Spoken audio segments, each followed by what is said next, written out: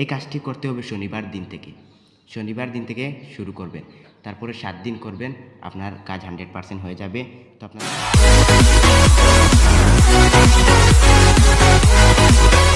Hello viewers, কালা জাদু বিদ্যা চ্যানেলে স্বাগতম।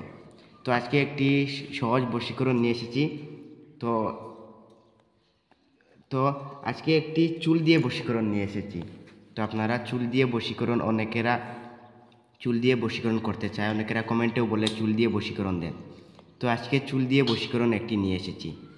তো চুল দিয়ে বশীকরণ করার জন্য আপনারা কি করতে হবে আমি বলে দেব, এবং আমার চ্যানেলে বশীকরণ, মারণকিয়া, কালা জাদুবিদ্যা সব কিছু দেওয়া হয়।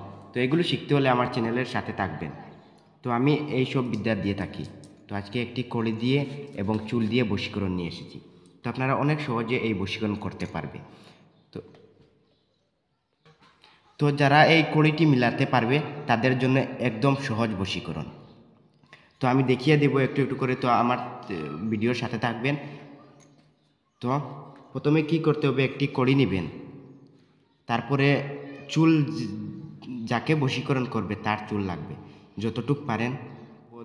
একটি হলেও হবে, 2টি হলেও হবে, যতটুক পারেন চুল সংগ্রহ করে নেবেন।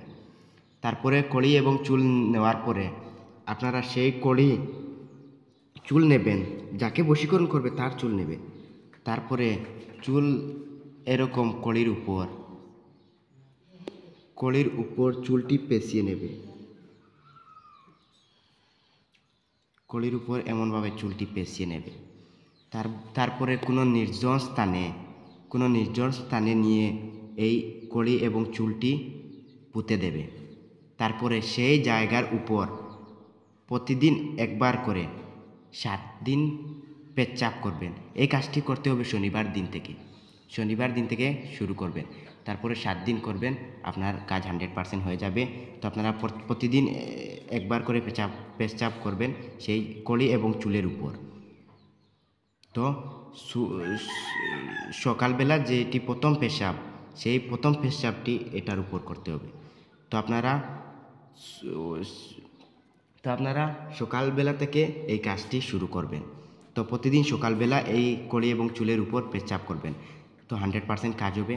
তো আমার চ্যানেলে এইরকম সহজ বিদ্যা দিয়ে থাকি, কার্যকারী বিদ্যা দিয়ে থাকি। যদি আপনাদের ভালো লাগে এবং তন্ত্রমন্ত্র শিখার আগ্রহী থাকে, তাহলে আমার চ্যানেল লাইক সাবস্ক্রাইব করে সাথে থাকবেন। তো আজকের জন্য এটুকু, আমি ভিডিও এখানে বন্ধ করলাম।